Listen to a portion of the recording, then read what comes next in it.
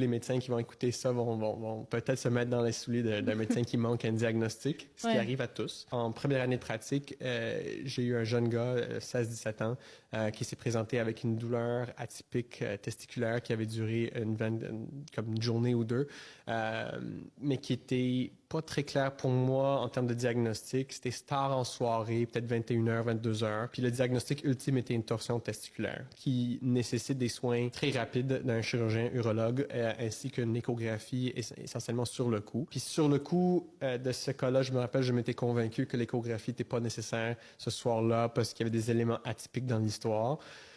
Que finalement, le jeune gars a perdu sa testicule. Le flot vasculaire à cette testicule-là était compromis trop longtemps. Fait que j'ai longtemps angoissé sur ce cas-là parce que je me voyais comme un mauvais médecin, entre guillemets. Je suis pas sûr qu'est-ce qui rentrait dans ma tête nécessairement à ce moment-là. Est-ce que c'était la volonté de pas réveiller l'échographiste pour venir à 22h le soir? Est-ce que c'est parce que j'étais plus en fin de shift, plus fatigué?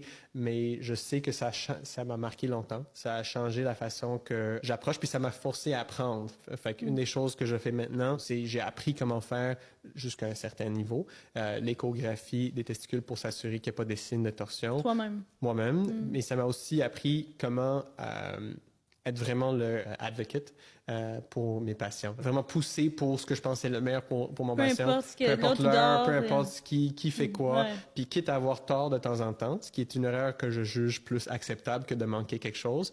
Je pense qu'il ne faut pas jamais abuser du système, mais de pousser toujours pour ce que tu penses être le meilleur pour le patient.